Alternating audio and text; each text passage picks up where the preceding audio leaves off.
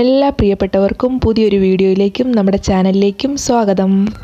ഒരു പുതിയ മെത്തേഡിൽ റേഷൻ അരി വെച്ച് വളരെ ഹെൽത്തിയും ടേസ്റ്റിയുമായിട്ടുള്ള ഒരു ചിക്കൻ ബിരിയാണി ഉണ്ടാക്കുന്ന വീഡിയോ ആണ് ഇന്ന് നമ്മൾ കാണുന്നത്. അപ്പോൾ ഇതിന് വേണ്ട സാധനങ്ങൾ 2 ഗ്ലാസ് അരി, 2 സർവ്വസുഗന്ധിയുടെ ഇല, 3 ഗ്രാമ്പു, 2 ഏലക്ക, 3 കറുവാപ്പട്ട, ഒരു ഉണങ്ങിയ നാരങ്ങ. ഇത്രയും 3/4 പാകത്തിൽ വെള്ളമെടുത്ത് ഒരു പാത്രത്തിലേക്ക് ഇടുക.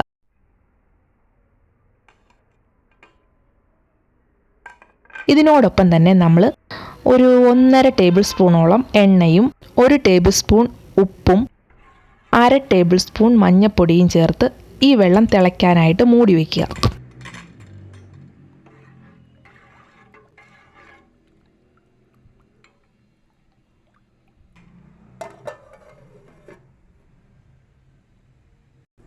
വെള്ളം നന്നായി തിളച്ച് കഴിയുമ്പോഴത്തേക്കും കഴുകി വൃത്തിയാക്കി വെച്ചിരിക്കുന്ന നമ്മുടെ അരി ഇതിലേക്ക് ഇടണം. ഇതൊരു 7 മിനിറ്റ് കറക്റ്റായിട്ട് വേവിക്കണം. അതിൽ കൂടാൻ പാടില്ല. കാരണം വേവ് ഒരു 75% ആകുമ്പോഴത്തേക്കും നമ്മളിത് ഡ്രെയിൻ ചെയ്യേണ്ടതാണ്. അപ്പോൾ അത് കറക്റ്റായിട്ട് നോക്കണം.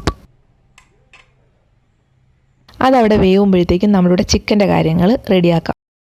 ഒരു 250 ഗ്രാം വൃത്തിയാക്കിയ ചിക്കൻ പീസിലേക്ക് ഒരു സബോളയും 4 പച്ചമുളക്, കുറച്ച് കരിവേപ്പില, ഒരു തക്കാളി, ഇത്രയും അളവിൽ ഏകദേശം 10-15 ചെറിയ ഉള്ളിയും, ഇത്രയും അളവിൽ ഇഞ്ചിയും, കുറച്ച് അതായത് ഒരു കുടത്തോളം വെളുത്തുള്ളിയും നമ്മൾ റെഡിയാക്കി വെക്കണം.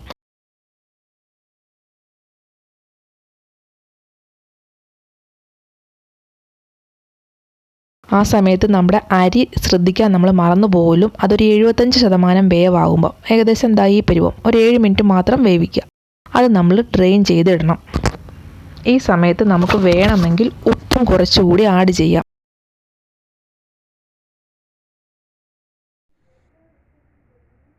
വളരെ ശ്രദ്ധയോടുകൂടി ചെയ്യുക, കൈയൊന്നും പൊള്ളാതെ നോക്കുക. അപ്പോൾ അത് കഴിഞ്ഞ് നമുക്ക് ഒരു 2 ടേബിൾ സ്പൂൺ അളവിൽ എണ്ണ ഒഴിച്ച് കടുക് പൊട്ടിച്ച് അതിലേക്ക് നമ്മൾ റെഡിയാക്കി വെച്ചിരിക്കുന്ന ഇഞ്ചിയും വെളുത്തുള്ളിയും ഒന്ന് മൂക്കുമ്പോഴത്തേക്കും സബോളയും പച്ചമുളകും കരിവേപ്പിലയും ചേർത്ത് വഴറ്റിയെടുത്ത് അതിലേക്ക് ആവശ്യത്തിന് ഉപ്പ് ചേർത്ത് വയ്ക്കുക.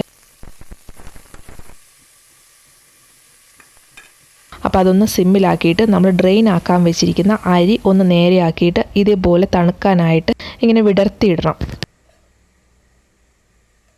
ഒരു ഏകദേശം 3 മിനിറ്റ് മാത്രം ഡ്രെയിൻ ആക്കി വയ്ക്കുക, അല്ലെങ്കിൽ അത് കൂടുതൽ വേവായി പോകും. അതവിടെ റെഡിയാക്കി വെച്ചിട്ട് നമ്മൾ വീണ്ടും ഇതിലേക്ക് ബാക്കിയുള്ള ഇൻഗ്രീഡിയൻസ് ആയിട്ടുള്ള ചുമന്നുള്ളിയും തക്കാളിയും ചേർത്ത് അത് നന്നായിട്ട് വഴറ്റിയെടുക്കുക. നമ്മുടെ അരി ചൂടാറുമ്പോഴത്തേക്കും ഇതുപോലെ വിട്ട് കിടക്കണം. അതവിടെ ഇരിക്കുമ്പോൾ നമുക്ക് മസാല ആഡ് ചെയ്യാം. 1 ടേബിൾ സ്പൂൺ കാശ്മീരി മുളക് പൊടി, 1.5 ടേബിൾ സ്പൂൺ മല്ലിപ്പൊടി, 1/2 ടീസ്പൂൺ ഗരം മസാല, അതിനോടൊപ്പം 1/4 ടീസ്പൂൺ മഞ്ഞൾപ്പൊടി. ഇത്രയും ചേർത്ത് പച്ചമണം മാറുന്നതുവരെ കരിയാതെ നന്നായിട്ട് ഇളക്കുക.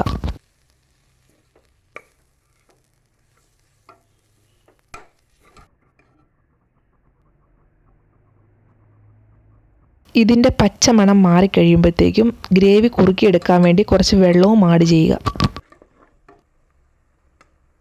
ഈ ഗ്രേവിയിലേക്ക് നമ്മൾ റെഡിയാക്കി വെച്ചിരിക്കുന്ന ചിക്കനും ഇട്ട് അതും മിക്സ് ചെയ്യുക.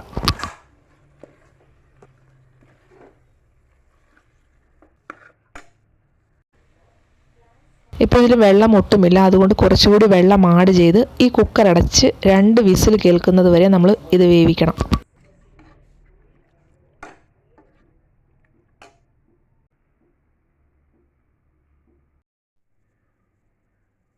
നമ്മുടെ ചിക്കൻ കുക്കർ വേവുന്ന സമയത്ത് നമ്മൾ നേരിയതായിട്ടൊരു സബോള അരിഞ്ഞ് കുറച്ച് തേങ്ങാപ്പാലിനകത്ത് ഇട്ട് വയ്ക്കുക. ഒരു 2 ടീസ്പൂൺ അളവിൽ നെയ്യിലേക്ക് അണ്ടിപ്പരിപ്പും അതുപോലെ മുന്തിരിയും ഈ സബോളയും വറുത്തെടുത്ത് വയ്ക്കണം.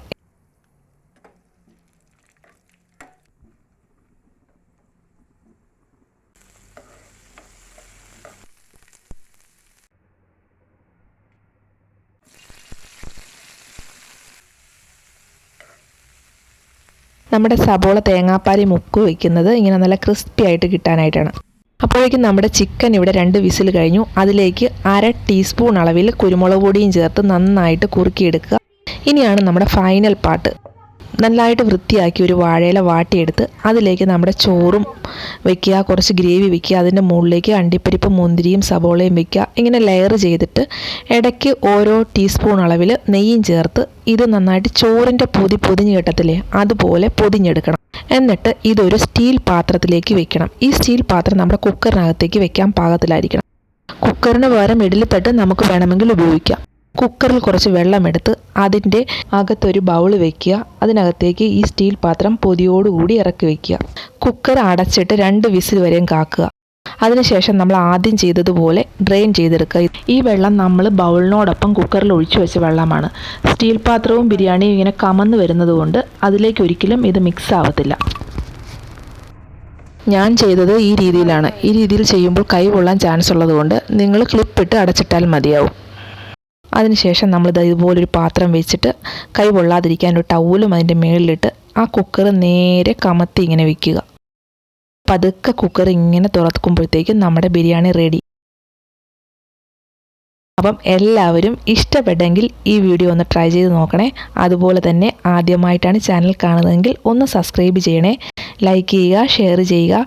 അപ്പോൾ ഇതുവരെ കണ്ട എല്ലാവർക്കും നന്ദി. ദൈവം അനുവദിച്ചാൽ മറ്റൊരു വീഡിയോയുമായി നമുക്ക് വീണ്ടും കാണാം.